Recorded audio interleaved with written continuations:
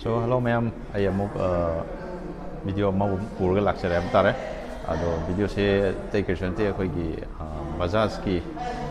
showroom da laga mantrub gide leibu ko. Ado ki showroom da laga ne ai jig lei se ado hai ba showroom da lei ba gari sing che sigi price am nam tang loina ma khangdok se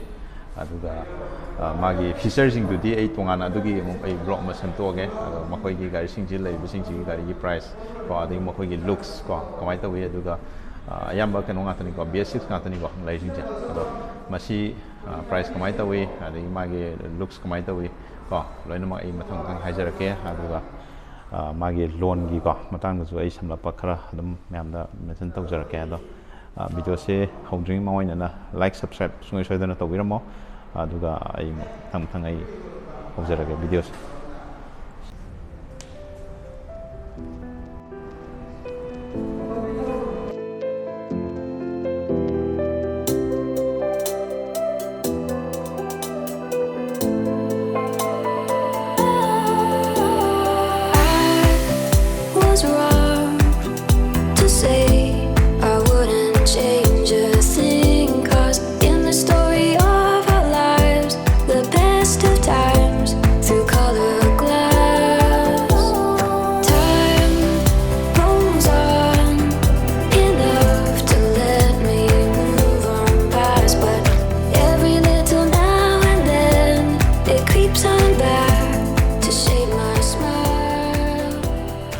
light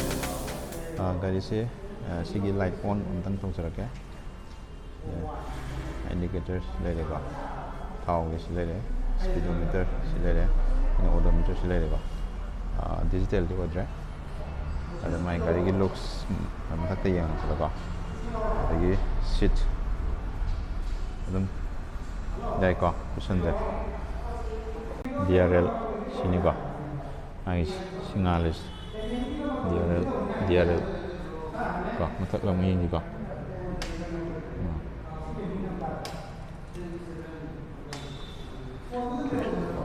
ka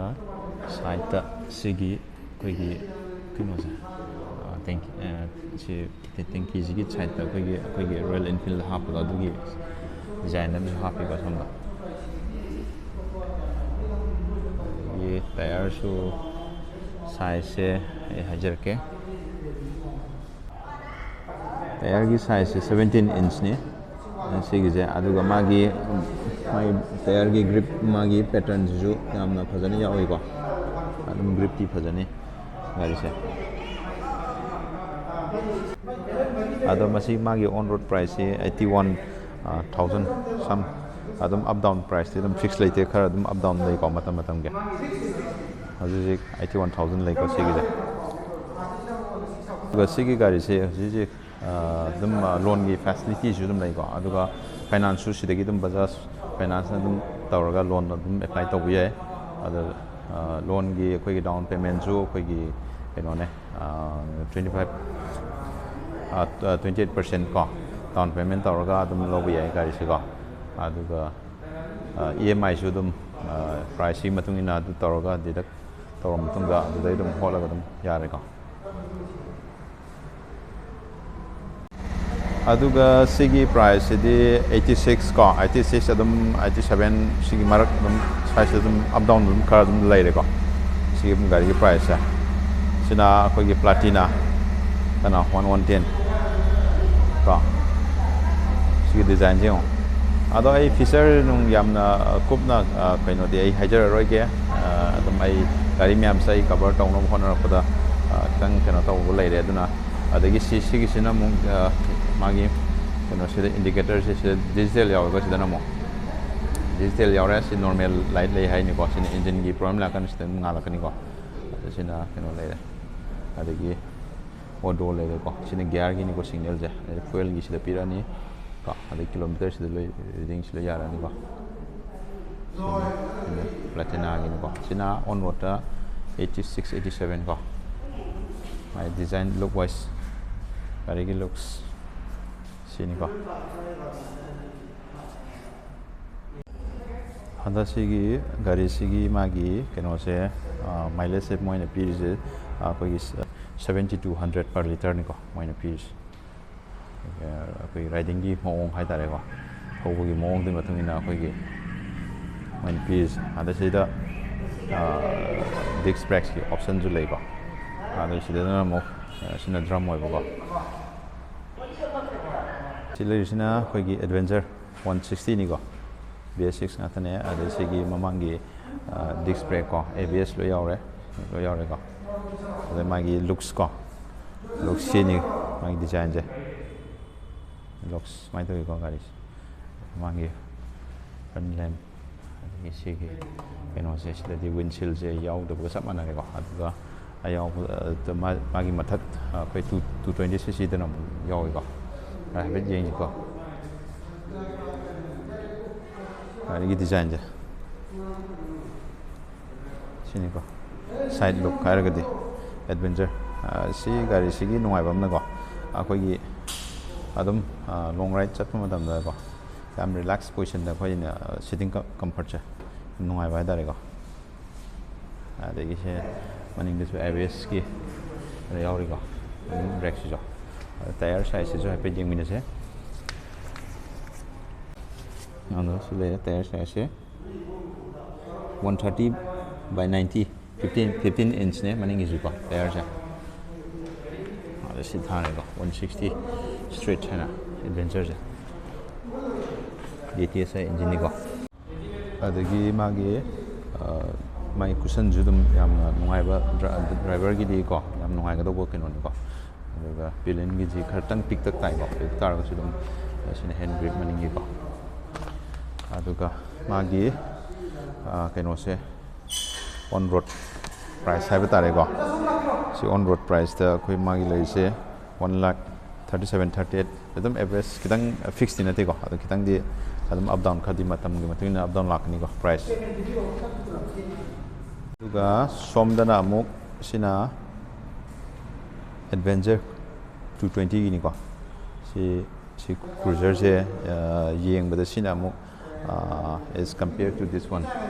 ꯀꯣ as compared to this one ꯃꯁꯤꯅꯈꯤꯇꯪ ꯑꯩꯈꯣꯏꯒꯤ premium ꯑꯣꯏꯕ ꯍꯦꯜꯂꯦꯀꯣ ꯁꯤꯒꯤꯁꯤꯅꯀꯣ ꯌꯦꯡꯕꯗꯀꯣ ꯑꯗꯩ ꯁ꯭ꯇꯤꯀꯔꯒꯤ design ꯀꯣ ꯁꯤꯒꯤ ꯈꯤꯇꯪ ꯈꯦꯠꯅꯔꯦ ꯑꯗꯨꯒ ꯀ꯭ꯔꯣꯝꯒꯤ ꯇ꯭ꯔꯤꯠꯃꯦꯟꯁꯦ ꯁꯤꯗꯗꯤ ꯈꯔ ꯌꯥꯝ ꯄꯤꯔꯦꯀꯣ ꯑꯗꯨꯒ ꯁꯤꯒꯤ ꯋꯤꯟꯁꯤꯜ ꯈꯤꯇꯪ ꯑꯗꯨꯝ ꯐꯖꯅ ꯆꯥꯎꯅ ꯁꯤꯗꯗꯤ ꯌꯥꯎꯔꯤꯀꯣ ꯑꯗꯒꯤ ꯁꯤꯒꯤ ꯀꯩꯅꯣꯒꯁꯦ ꯃꯅꯤꯡꯒꯁꯦ ꯀ꯭ꯔꯣꯝꯅ ꯂꯣꯏꯅꯃꯛ ꯀꯩꯅꯣ ꯇꯧꯋꯦ ꯑꯗꯨꯒ ꯃꯥꯒꯤ ꯒꯥꯔꯗ ꯀꯣ ꯁꯤꯗꯅ ꯑꯩꯈꯣꯏꯒꯤ ꯂꯣꯏꯅꯃꯛ ꯁ꯭ꯇꯤꯜꯒꯤ ꯇꯥꯏꯞꯇ ꯑꯩꯈꯣꯏꯒꯤ ꯀ꯭ꯔꯣꯝꯅ ꯂꯣꯏꯅꯃꯛ ꯀꯩꯅꯣ ꯇꯧꯕꯀꯣ ꯑꯗꯨ ꯁꯣꯝꯗꯗꯤ ꯁꯤꯗꯤ ꯑꯃꯨꯛ ꯀ꯭ꯔꯣꯝ ꯑꯣꯏꯗꯦꯗꯅꯀꯣ ꯑꯗꯨ ꯁꯤꯗꯅ ꯀ꯭ꯔꯣꯝ ꯂꯣꯏ ꯑꯣꯏꯕ ꯑꯗꯨ ꯁꯤꯗꯁꯨ ꯀ꯭ꯔꯣꯝꯅ ꯂꯣꯏꯅꯃꯛ ꯐꯤꯅꯤꯁ ꯇꯧꯔꯦ ꯁꯤꯁꯨ ꯀ꯭ꯔꯣꯝ ꯇꯧꯔꯦ ꯑꯗꯨꯒ ꯁꯤꯒꯤ ꯄꯤꯂꯤꯟꯒꯤ ꯁꯤꯠꯁꯤꯒꯤ ꯃꯥꯒꯤ ꯕꯦꯛ ꯔꯦꯁ ꯀꯣ ꯃꯆꯥ ꯑꯃ ꯌꯥꯎꯔꯤꯀꯣ ꯁꯦ ꯕꯦꯛ ꯔꯦꯁꯁꯦ ꯑꯗꯨ ꯑꯇꯩ ꯗꯤꯖꯥꯏꯟꯗꯤ ꯂꯣꯏ ꯆꯞ ꯃꯥꯟꯅꯩꯀꯣ ꯑꯗꯨꯒ ꯁꯤꯒꯤ ꯃꯥꯒꯤ ꯃꯌꯥꯏꯒꯤ ꯃꯤꯇꯔ ꯀꯣꯟꯁꯣꯜꯁꯦ ꯑꯗꯒꯤꯀꯣ ꯁꯤꯅꯤꯀꯣ ꯁꯨꯃꯥꯏꯅ ꯇꯧꯋꯦ ꯑꯗꯨꯒ ꯃꯥꯒꯤ ꯇꯦꯡꯀꯤ ꯀꯣ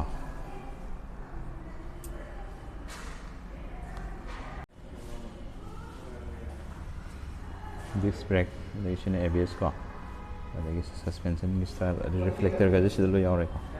ꯑꯩ ꯀꯦꯂꯤꯄꯔꯒꯁꯦ ꯁꯤꯗ ꯃꯣꯏ ꯁꯦꯝ ꯀꯂꯔ ꯑꯦꯂꯨꯃꯤꯅꯤꯌꯝ ꯀꯂꯔꯗ ꯂꯣꯏ ꯂꯩꯔꯦ ꯑꯗꯨꯒ ꯇꯥꯌꯔꯒꯤ ꯁꯥꯏꯖꯁꯦ 17 ꯀꯣ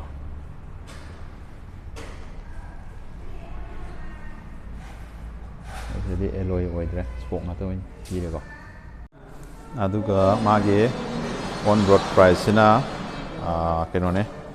1,62,63 ꯁꯨꯃꯥꯏꯅ ꯑꯗꯨꯝ ꯈꯔ ꯑꯞ ꯗꯥꯎꯟꯗꯤꯈꯔ ꯂꯩꯔꯅꯤꯀꯣ 1,60,63 ꯁꯤꯒꯤ ꯀꯩꯅꯣꯗ ꯂꯩꯔꯦꯀꯣ ꯄ꯭ꯔꯥꯏꯁꯁꯦ ꯑꯗꯣ ꯁꯤꯅꯤ ꯃꯈꯣꯏꯒꯤ ꯀꯩꯅꯣꯁꯦ ꯑꯗꯨꯒ ꯂꯣꯟ ꯂꯧꯒꯦ ꯍꯥꯏꯔꯁꯨ ꯁꯤꯗꯩꯗ ꯑꯗꯨꯝ ꯂꯣꯏꯅꯃꯛ ꯐꯥꯏꯅꯥꯟꯁ ꯇꯧꯕ ꯌꯥꯔꯦ ꯕꯖꯥꯖꯀꯤꯀꯣ ꯑꯗꯣ ꯗꯥꯎꯟ ꯄꯦꯃꯦꯟꯁꯨ ꯑꯗꯨꯝ 28% ꯗꯥꯎꯟ ꯄꯦꯃꯦꯟ ꯇꯧꯔꯒ ꯔꯤꯃꯦꯅꯤꯡꯗꯨꯅ ꯏꯟꯁꯇꯣꯜꯃꯦꯟꯗ ꯑꯗꯨꯝ ꯇꯧꯔꯒ ꯑꯗꯨꯝ ꯂꯧꯕꯤꯕ ꯌꯥꯔꯅꯤꯀꯣ ꯁꯤꯒꯤ ꯗꯣꯃꯤꯅꯥꯔ ꯕꯖꯥꯖ ꯗꯣꯃꯤꯅꯥꯔ 400 ꯀꯣ ꯃꯥꯒꯤ ꯄ꯭ꯔꯥꯏꯁꯇꯤ 2.5 ꯍꯥꯏꯗꯨꯅꯤꯀꯣ 2.5 ꯑꯗꯨꯝ ꯁꯝꯊꯤꯡ ꯑꯗꯨꯝ ꯈꯔ ꯑꯗꯨꯝ ꯑꯞ ꯗꯥꯎꯟ ꯈꯔ ꯑꯗꯨꯝ ꯃꯇꯝꯒꯤ ꯃꯇꯨꯡ ꯏꯟꯅ ꯑꯗꯨꯝ ꯂꯩꯕꯖꯥꯠꯅꯤꯀꯣ ꯁꯤ ꯂꯩꯔꯦ ꯑꯗꯨꯒ ꯁꯤꯁꯤꯅ ꯄꯜꯁꯔ RS 200 ꯇꯨꯅꯤꯀꯣ RS 200ꯀꯤ ꯂꯨꯛꯁ ko ada magi disc dilare ABS ni ko ABS thar je ko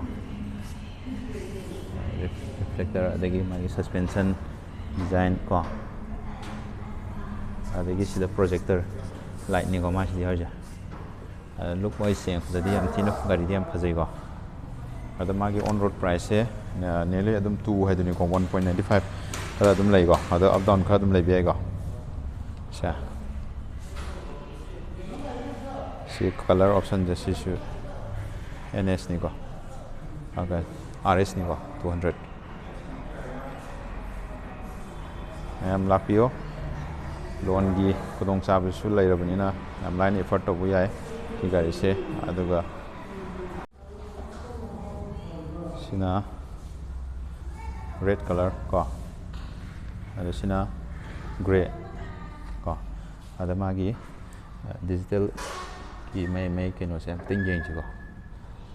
on to ga ko sini ko indicator je sina fuel gi ko ada sina speedometer si lai ko ada sina RPM gi ko ada sina engine gi thau gi ada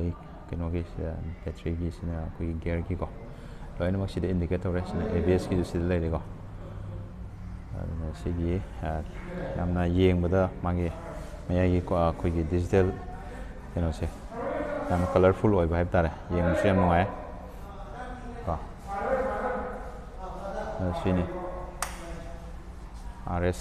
200 ki designs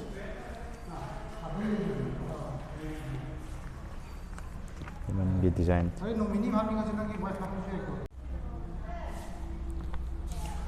adagi sina pulsar NS 160 ko NS 160 si lai re adagi sina topa color ni 160 gi ko adagi sina 150 adagi sina 125 ko dere adu si 125 ini ko color option je sina blue ko si 125 ni ko adagi sina 150 moi gi ai keno sing je mokoi gi 125 ki moi gi price se koi drum da ko koi 1 lakh is kharla lai de ko adu one khare hedam hele hai tare aduga 150 pulsar 150 da di amuk lai se 1,22,000 sang da lai ko ado ngasi gidi sum losinjarage video se ado mayam hobire de ba channel sibu subscribe to biramu share to biramu like to biramu ko ado mathang video amuk ai amuk semaga mayam gi interesting oiba video purga laksage ko ngasi gidi swai sum losinjarage mayam garim sa thau da helmet opio gai so thorgana seatbelt swai swai dana pabio harga ai sum losinjarage mayam bye see you